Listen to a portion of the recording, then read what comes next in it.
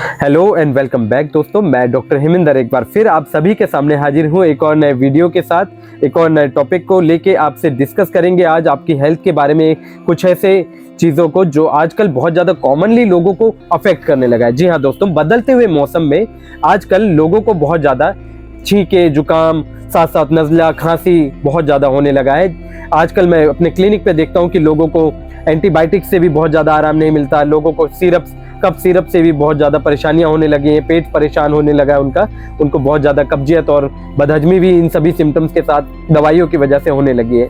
तो मैं यहाँ आपके लिए कुछ ऐसे मैनेजमेंट लेके आया हूँ दोस्तों, जो आप यूज़ करके और अपने जीवन में उन सभी मैनेजमेंट्स को इंक्लूड करके प्रिवेंशन भी कर सकते हैं और अपनी बीमारियों को दूर भी कर सकते हैं। तो टॉपिक को लेके आगे बढ़ते हैं और समझते हैं कि वो क्या चीज़ें हैं जिनसे आप अपनी बीमारियों को दूर कर सकते हैं। जी हाँ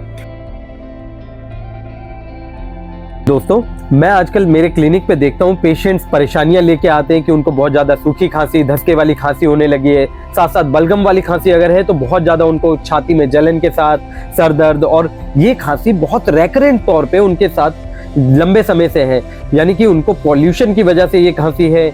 इसी के साथ साथ टेम्परेचर चेंज होने में सुबह सो के उठते हैं तो धसका बहुत ज़्यादा बढ़ जाता है। वायलेंट कफ के साथ कई बार मेरे पेशेंट्स को वॉमिटिंग भी हो जाती है। तो यहाँ ये किन कारणों से होने लगी है ये मैं अगर आपको बताऊं तो दोस्तों, आजकल एयर क्वालिटी इंडेक्स बहुत ज़्यादा बिगड़ने लगा है। मैं आजकल चेक करता हूं तो रेगुलर बेसिस पे 500 से 400 के आसपास ये एयर क्वालिटी इंडेक्स देखने को मिलता है, और इसी की वजह से कई लोगों को एलर्जिक लेवल पे लंग्स में इन्फ्लेमेटरी एलर्जीज हो जाती है। ये चेंजेस न्यूमोनाइटिस या फिर एलर्जिक ब्रोंकाइटिस भी कहलाते हैं। इस तरह की खांसी बहुत ज़्यादा नुकसानदायक भी होती है दोस्तों, क्योंकि ये छाती के अंदर सूजन के साथ साथ लोगों को कमजोरियां भी देने लगा है।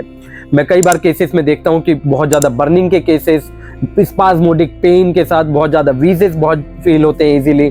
तो इन सभी चीज़ों के साथ पेशेंट भी कई बार परेशान हो जाते हैं। जी हाँ, कई बार छोटे छोटे बच्चे इस चीज़ की चपेट में आ जा रहे हैं। कुछ बड़े लोगों में भी अगर ये होता है तो उनको भी बहुत ज़्यादा लेथार्जिक करके उनको फीवर और बहुत ज़्यादा शिवरिंग के साथ सिम्टम्स देता है। तो ऐसा सिम्टम अगर हो रहा है तो इनके और कारणों के बारे में अगर हम बात करें तो कई बार चेंजेबल वेदर में, यानी कि ठंडे से गर्म और गर्म से ठंडे होते हुए मौसम में भी इस तरह के सिम्टम्स बहुत कॉमन हो जाते हैं। ये टेम्परेचर चेंज कई बार उनको म्यूकोजल इरिटेशन कई बार बहुत ज़्यादा दे देता है। इसी के अलावा पतझड़ के मौसम के जाते वक्त, जी हाँ, जो अभी ये मौसम चेंज हो रहा है, इसी टाइम पॉलिनेशन का टाइम भी बहुत ज़्यादा एग्रीवेट हो जाता है। सारे ही पौधे रीजेनरेटिव चेंजेस ले रहे होते हैं, तो उनकी पराग जो हवा में रिलीज होते हैं ये भी कई बार आपके लंग्स को इरिटेट करते हैं। जी हाँ, ये भी हिस्टैमिनिक रिएक्शंस को बढ़ा देते हैं। इन सभी कारणों के अलावा इस तरह की खांसी कुछ वायरसेस की वजह से भी हो सकती है। जी हाँ, ये राइनो वायरस की वजह से हो सकता है, इसी के साथ साथ कॉमन कोल्ड या फिर इन्फ्लुएंजा वायरस की वजह से भी इस तरह के सिम्टम्स देखे जा सकते हैं।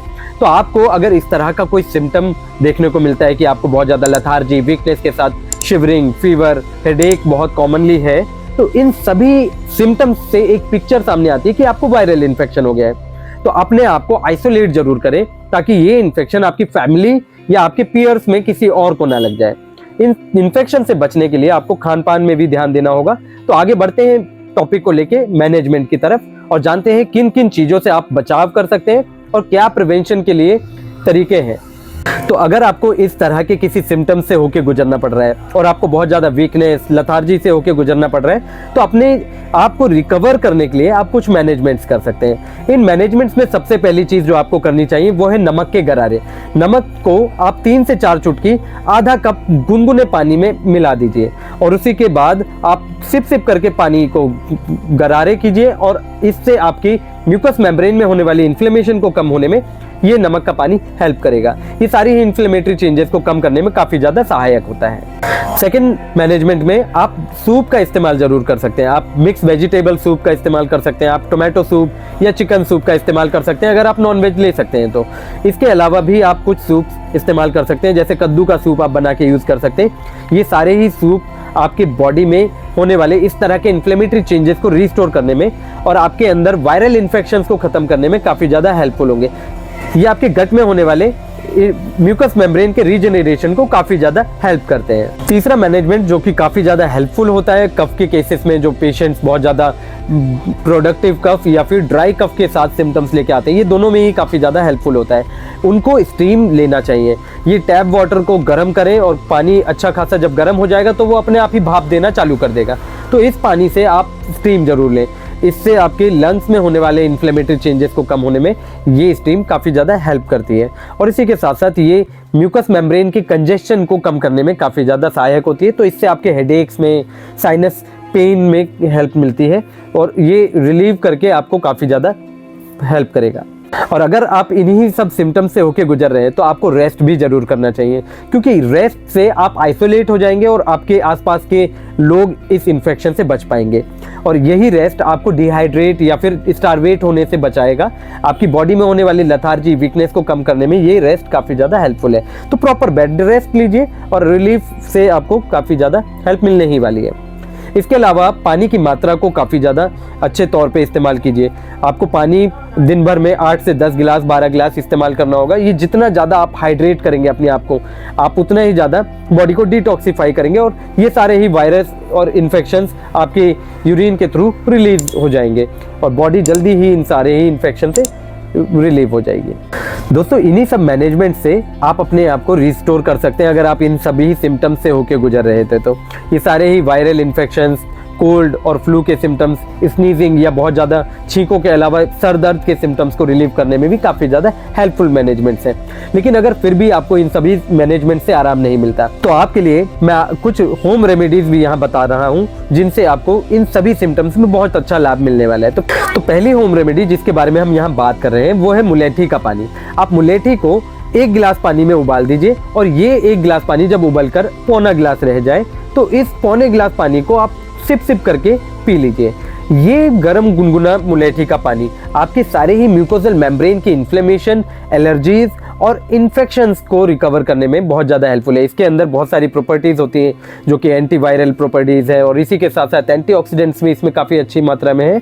तो ये आपको डिटॉक्सिफाई करके आपकी वीकनेसेस को भी काफ़ी जल्दी रिकवर करने में हेल्प करेगा। मैंने मुलेठी के ऊपर पहले वीडियोज़ भी बनाई हैं, तो उन वीडियोज़ में भी मैंने ये सारी चीज़ें डिस्कस की। अगर आपको इलेबोरेटेड वे में मुलेठी को जानना हो तो आप मेरी वीडियो को भी देख सकते हैं। इसके अलावा आप सेकंड मैनेजमेंट जो कर सकते हैं, दूसरी होम रेमेडी जिसके बारे में हम बात कर रहे हैं वो है हल्दी और काली मिर्च के बारे में। हल्दी और काली मिर्च दोनों को ही आप 1/4 चम्मच इस्तेमाल कर लीजिए। आप काली मिर्च का पाउडर भी ले सकते हैं, उसके साथ 1/4 चम्मच हल्दी को मिला के 1 गिलास पानी में उबाल दीजिए और इसके बाद जब ये गुनगुना सा गर्म हो जाए इसको आप सिप सिप करके पी लीजिए। ये भी एक एंटीबैक्टीरियल, एंटीवायरल प्रॉपर्टी रखने वाला कॉम्पोजिशन है जो कि आपको सारे ही इन्फेक्शन से रिकवर तो करेगा ही, और अगर आप फीवर या किसी भी इन्फेक्शन से होकर गुजरे तो उसको भी रिकवर करने में काफ़ी ज़्यादा हेल्प करेगा। कुछ लोगों में मैं देखता हूँ कि फेरिंजाइटिस, लैरिंजाइटिस के सिम्टम्स बहुत ज़्यादा कॉमन हो जाते हैं। इसी के साथ साथ हॉर्सनेस ऑफ वॉइस, स्नीजिंग बहुत ज़्यादा बढ़ जाती है, आवाज़ बैठने के साथ साथ खराश बहुत ज़्यादा गले में रहती है, दुखन होने लगती है। तो इस तरह के केसेस के लिए मैं सजेस्ट करूंगा कि वो जिंजर के साथ हनी का इस्तेमाल करें। यहाँ वो जिंजर को थोड़ा सा भून ले तवे के ऊपर और इसी के साथ साथ वो हनी लगा के उसको चबा चबा कर खा लें। इसको इस्तेमाल करने से उनके सारे ही इन्फ्लेमेटरी चेंजेस खत्म हो जाएंगे और वो इन्फ्लेमेटरी चेंजेस खत्म होते ही उनकी फेरिंजाइटिस और लैरिंजाइटिस में काफ़ी तेज़ी से फ़ायदा मिलेगा। ये बहुत तेज़ी से काम करता है, तो इसका इस्तेमाल आप करके ज़रूर देखें। तो इन्हीं सब मैनेजमेंट्स और इन नुस्खों का इस्तेमाल करके आप लाभ ले सकते हैं। अगर फिर भी आपको परेशानी होती है और प्रॉब्लम रीस्टोर नहीं हो पा रही है तो आप होम्योपैथिक मेडिसिन का इस्तेमाल भी कर सकते हैं। होम्योपैथी में इन्हीं सब सिम्टम्स के साथ सारे के सारे कॉम्प्लिकेशंस को रिकवर करने के लिए भी काफ़ी अच्छी अच्छी दवाइयाँ अवेलेबल हैं। तो पहली दवाई जिसके बारे में हम बात कर रहे हैं वो है एकोनाइट नेपेलस 6 पोटेंसी में। जी हाँ दोस्तों, इस दवाई के सेवन से आप ड्रॉट ऑफ एयर से होने वाली प्रॉब्लम्स यानी कि कोल्ड ड्रॉट ऑफ एयर की वजह से होने वाली दिक्कतों को रिकवर करने में काफ़ी ज़्यादा हेल्प ले सकते हैं। ये सभी तरह की एक्यूट सिम्टम्स के लिए बहुत ज़्यादा लाभकारी दवाई है, चाहे वो नेज़ल कंजेशन हो, राइनाइटिस हो, नेज़ल डिस्चार्जेस के साथ स्नीजिंग बहुत ज़्यादा हो रही हो, कफ, कोल्ड, ड्राई कफ के साथ के सिम्टम्स हो, तो सभी को रिकवर करने में एकोनाइट आपको काफ़ी ज़्यादा हेल्प करने वाली है। सेकेंड मेडिसिन जिसके बारे में हम बात कर रहे हैं वो है ब्राइनिया अल्बा। ब्रायनिया एल्बा को आप 30 पोटेंसी में इस्तेमाल कीजिए और दिन में 3 बार आप इसको इस्तेमाल कर सकते हैं। ये सारे ही लंग कंजेशन के साथ साथ हेडेक और बहुत सारे न्यूमोनाइटिस के सिम्टम्स को रिकवर करने में आपको काफ़ी ज़्यादा हेल्प करेगी और इसी के साथ साथ ये फीवर या फिर बॉडी एक के सिम्टम्स को रिकवर करने में भी काफ़ी ज़्यादा हेल्पफुल मेडिसिन है। ये उन सिम्टम्स के लिए भी काफ़ी ज़्यादा लाभकारी है जिनको होर्सनेस ऑफ वॉइस या फिर फेरेंजाइटिस के सिम्टम्स बहुत कॉमन हो गए हैं और इसी के साथ साथ लंग्स में पेन बहुत ज़्यादा होने लगा है, बैक एक बहुत ज़्यादा होने लगा है, तो रिस्टोर करने के लिए आप इसका लाभ ले सकते हैं। तीसरी दवाई जिसके बारे में हम बात कर रहे हैं वो है जस्टिसिया अडातोदा। ये दवाई आपके लंग्स के इन्फेक्शंस के लिए और साथ साथ इन्फ्लेमेटरी चेंजेस के लिए बहुत ज़्यादा लाभकारी है। ये न्यूमोनाइटिस के साथ साथ ब्रोंकाइटिस या फिर कॉमन कोल्ड को भी रिकवर करने में बहुत ज़्यादा हेल्प करती है। मैं अपने पेशेंट्स में कई बार देखता हूँ कि उनको अगर निमोनिया के सिम्टम्स भी हो गए हैं और साथ साथ उनको बहुत ज़्यादा फेब्राइल इश्यूज़ भी हो रहे हैं और धसके वाली खांसी बहुत लंबे समय से चल रही है, तो ये जस्टिसिया गर्म पानी में 15 से 20 बूंद दिन में 3 से 4 बार लेने से उनको बहुत ज़्यादा लाभ मिलता है।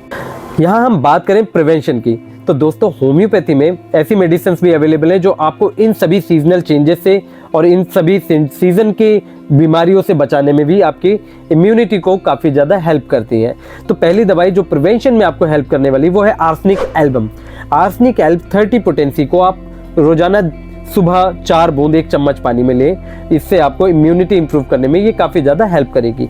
इसी के साथ साथ आप इचनेशिया एंगस्टिफोलिया का मदर टिंचर भी ले सकते हैं। ये उन लोगों के लिए काफ़ी ज़्यादा लाभकारी है जिनका इम्यून सिस्टम काफ़ी ज़्यादा वीक हो गया है, किन्हीं बीमारियों के कारण या न्यूट्रिशनल लॉसेस की वजह से या स्ट्रेस की वजह से भी कई बार लोगों को इम्यूनिटी की कमी से होकर गुजरना पड़ता है।